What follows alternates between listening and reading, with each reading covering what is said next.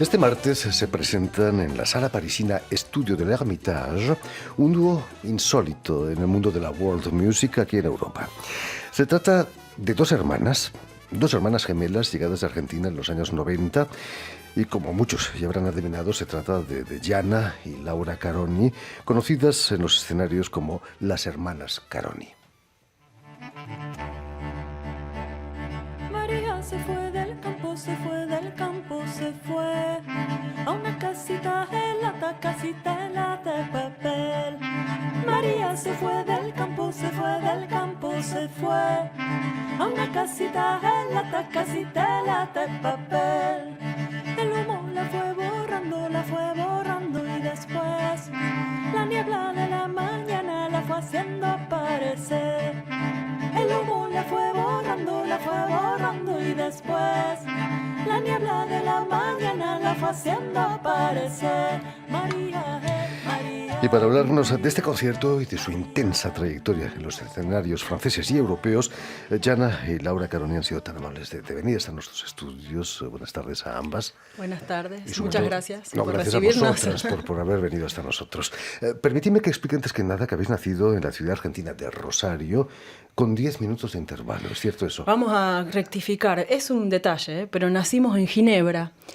A 10 minutos de intervalo, sí, eso es lo que nos cuentan porque no nos acordamos con precisión, pero Laura es un poco más vieja que yo, es decir, normal, porque estuvo 10 minutos antes en la Tierra. Hay gente que dice lo contrario, pero bueno.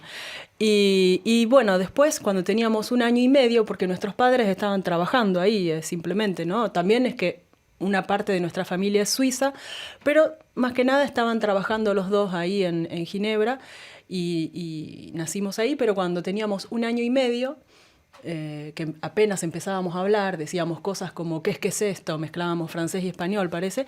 Fuimos a Argentina, a Rosario, donde vivimos toda nuestra escolaridad, nuestro inicio a la música, hasta los 24 años que vinimos a Europa, a Francia. Gianna, Laura, sois instrumentistas, pero la voz ha sido desde siempre vuestro principal instrumento. Es cierto que con solo 4 años ya componíais canciones y que hay cassettes que lo prueban. Sí, puede ser. Nos gustaba mucho cantar, en todo caso, eso seguro. Inventar canciones. Eso se llama componer. Sí. Y es verdad que había un ambiente favorable, ¿no? Porque la música estaba presente por nuestras abuelas que cantaban. Mi papá siempre le gustó cantar, mi mamá escuchaba mucha música y nos cantaba también. Para dormirnos nos cantaba, íbamos a ver espectáculos, bueno, eso es todo íbamos a ver diferentes espectáculos desde la ópera hasta conciertos de música clásica o también todo tipo de música. Nuestros padres siempre fueron muy curiosos y abiertos a todo tipo de sin ser músicos, eran grandes aficionados. Sí, aficionados, sí. ¿A la música clásica sobre todo? Sí, nuestra mamá, yo me acuerdo cosas increíbles, nos llevaba a ver una ópera, por ejemplo, que dura 4 horas, cuando teníamos 6, 7 años.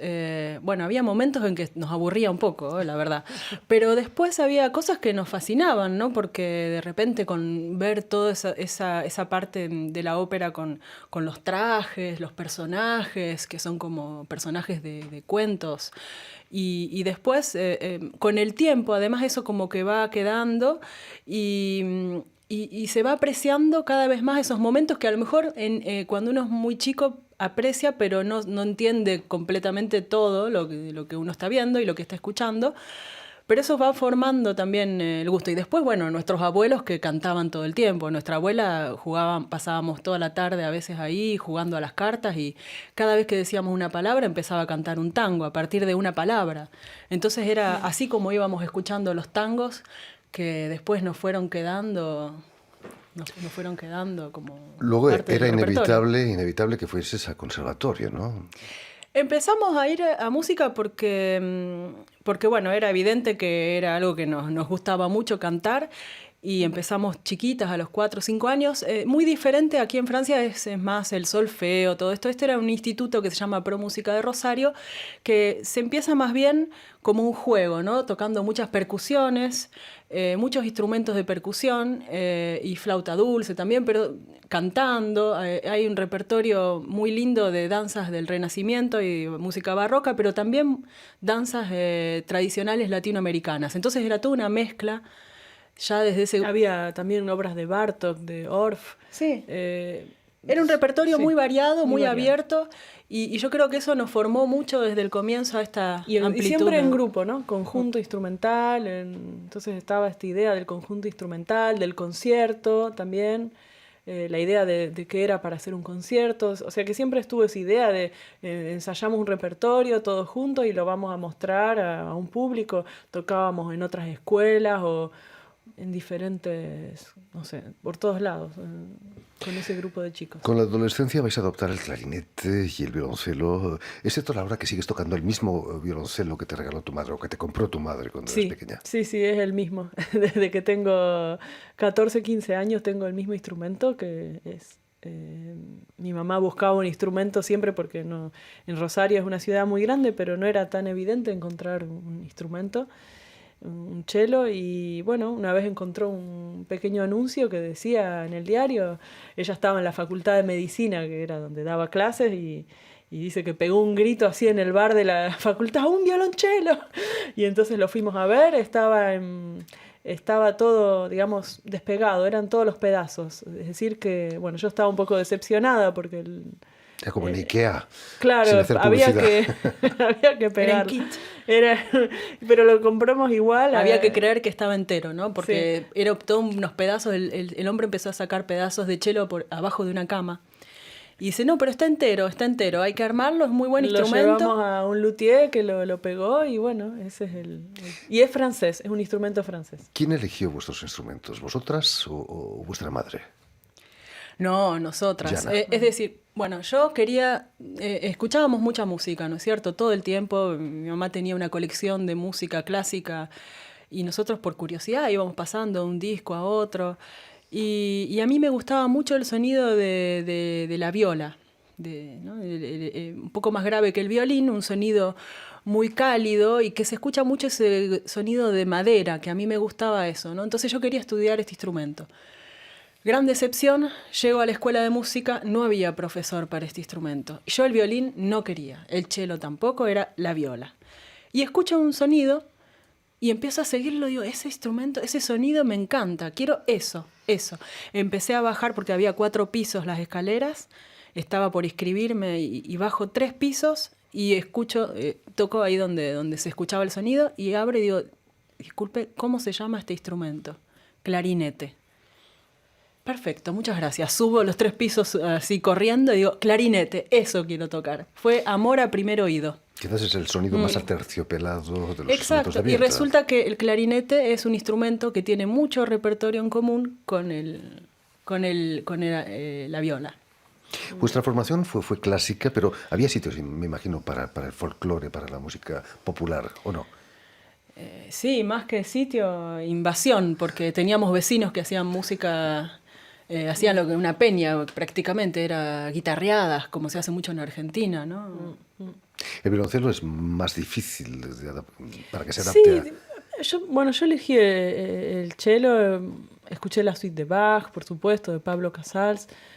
Después, en nuestra música, para mí el instrumento no es muy importante. Yo no soy una fanática de mi instrumento. No, para mí es el canto y el instrumento es una forma de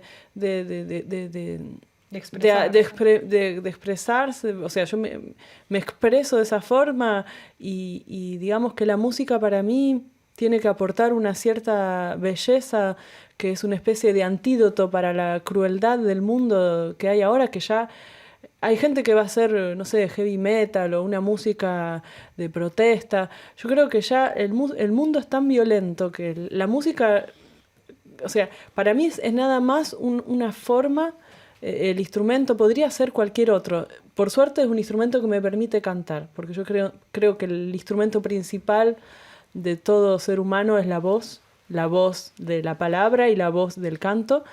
Y creo que eso, más allá del instrumento y más allá de la formación, a mí esta formación que tenemos con mi hermana me permite hacer quizás, digamos, el objetivo es una especie de poesía musical que para mí es necesaria en la actualidad que estamos viviendo, ¿no? Para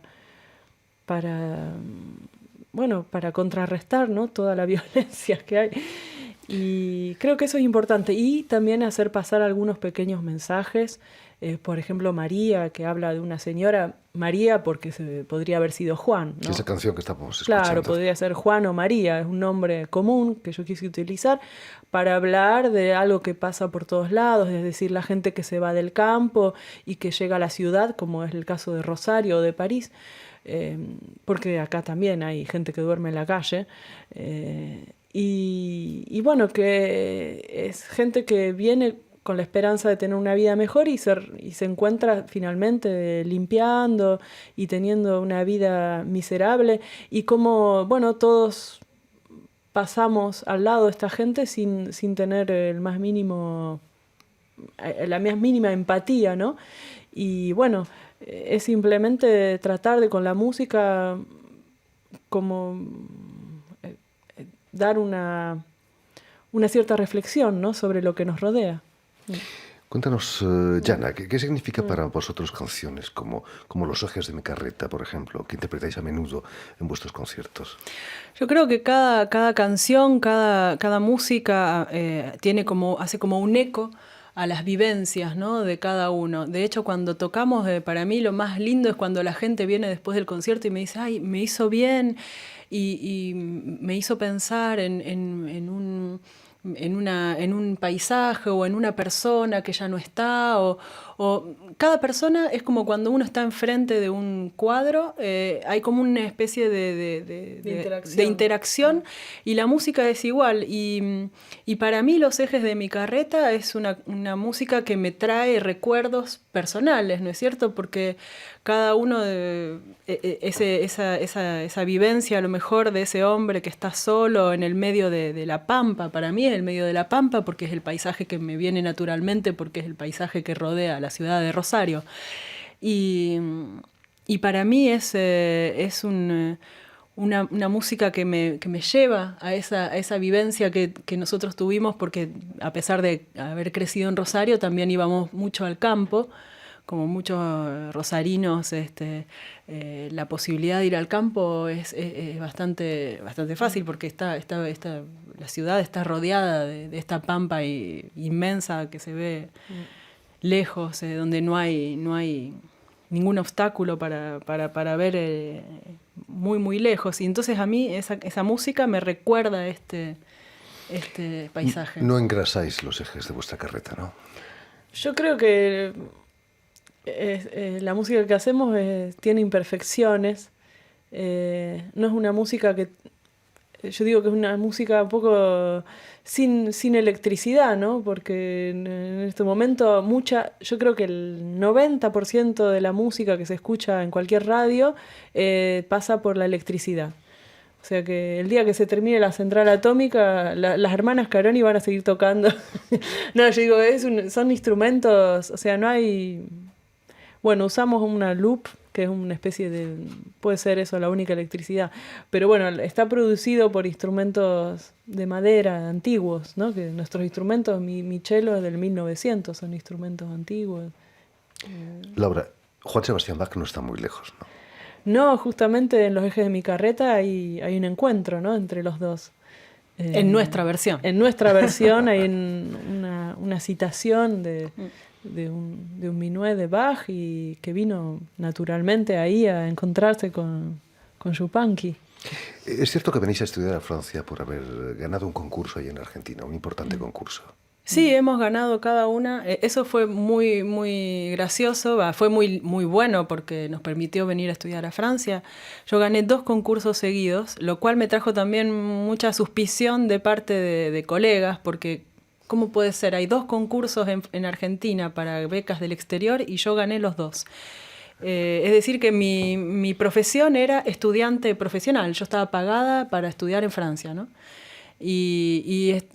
A mí me vino bien en ese momento porque yo ya estaba empezando a trabajar en Argentina, en orquestas, en distintas formaciones de tipo quinteto de viento, tocaba como solista y estaba un poco abrumada de repente terminando la universidad en musicología, un poco demasiado abrumada con todo eso. Y de repente es como una pausa que tuve de 2 años para estudiar y conocer un repertorio nuevo y un sistema nuevo y un país nuevo. Y después se fueron dando cosas que no hubiera imaginado nunca. Entonces fue realmente una gran suerte que tuve. Y Laura también ganó un concurso. Al principio fue en intercambio con el Conservatorio de Buenos Aires y fue una historia bastante extraña porque hablando de violencia, ¿no? Nacimos, como dijo Jana, nacimos en Suiza y al año y medio nuestros padres volvieron a Argentina. Y cuando yo hacía reemplazos en la Orquesta Sinfónica de Rosario y en un momento tocaban el Requiem de Mozart, que es una obra hermosa, pero me encontré con una situación de que me echaron de la orquesta por ser extranjera. Por haber nacido en Suiza. Sí. Y lo cual yo dije, bueno, mañana voy a hacer la nacionalidad argentina. Mis padres son argentinos, no la había hecho porque, bueno, tenía cosas más importantes que hacer. Tenía que estudiar, aprender el Requiem de Mozart y otras partituras, ¿no? Pero en realidad era una maniobra política para poner a alguien en la orquesta en ese momento. No, y sobre todo la forma. Y la forma, ¿no? De echar a una persona... Parar un ensayo para echar a una extranjera que vivió... Delante de toda la orquesta, ¿no es cierto? Usted, por favor, levántese y váyase. Cuando uno vivió en el país desde que tenía 1 año y medio hasta ese momento, ¿no? Y fue bastante extraño. Y eso desató un poco digamos, de movimiento alrededor y llegó a los oídos del director del Conservatorio de Buenos Aires, que me había escuchado tocar, y él me propuso representar a Argentina en un intercambio con Francia. Fue un poco una revancha, ¿no? Y así me fui a Francia representando a Argentina con mi nacionalidad argentina que adquirí 1 año después de empezar el trámite. Y bueno, y seguí mi vida aquí. De eso han pasado más de 15 años. ¿Qué ha pasado aquí en Francia para que os quedéis? Yo cuando llegué a Francia, y lo cuento muchas veces, era todavía la época de los francos, en el 97. Cuando yo llegué y vi que en un billete estaba Claude Debussy, en otro estaba Saint-Exupéry, no sé si había uno con Cézanne también. Yo dije, este país, yo crecí en un país donde, bueno, hasta el 83 había una dictadura, todos los billetes muchos, porque cambiamos como 3 veces entre los australes, los pesos, siempre había generales.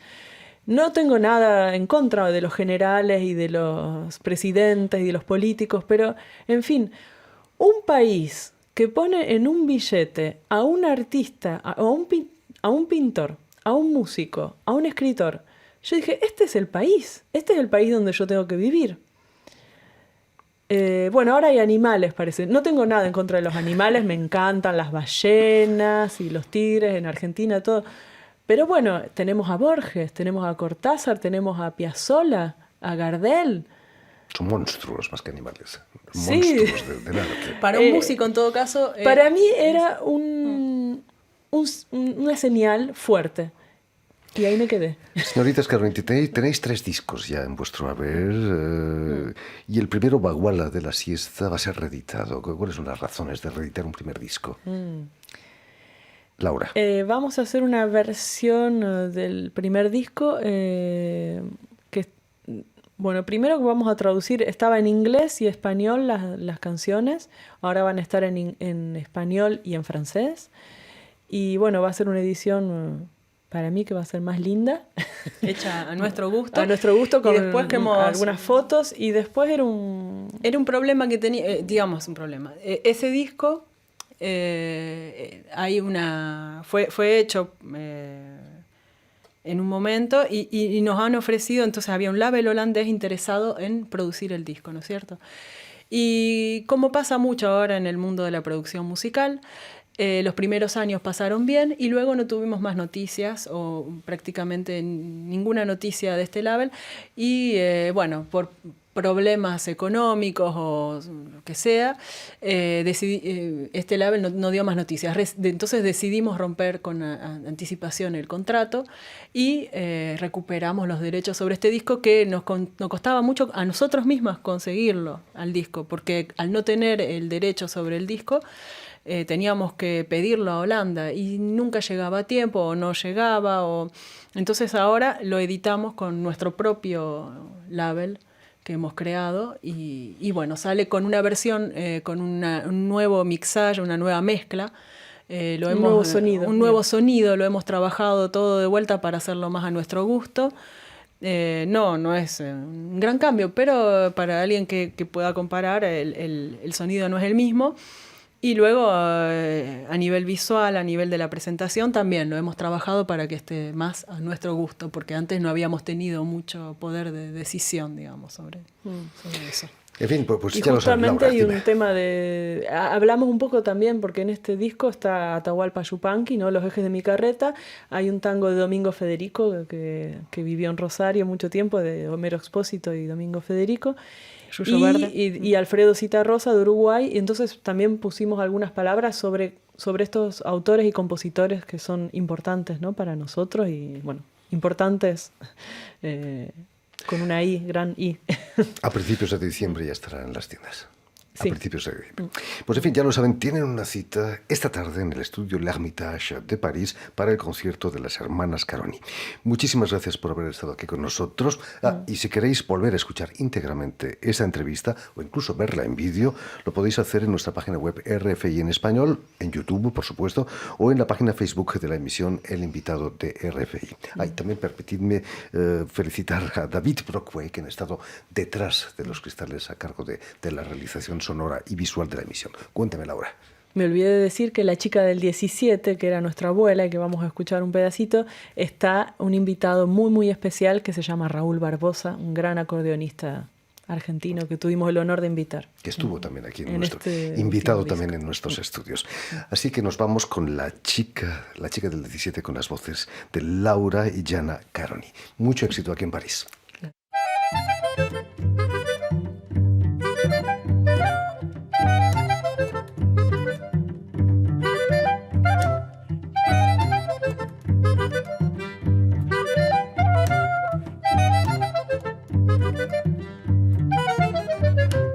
La chica del 17 cebaba mate con leche, la tarde sonaba timba al ruido de la baraja y del copetín. Ya llegaban las señoras al ritmo de la baraja que batía la monona. Y la chica del 17, la chica del 17 cantaba traviata rea de tango y de milongón.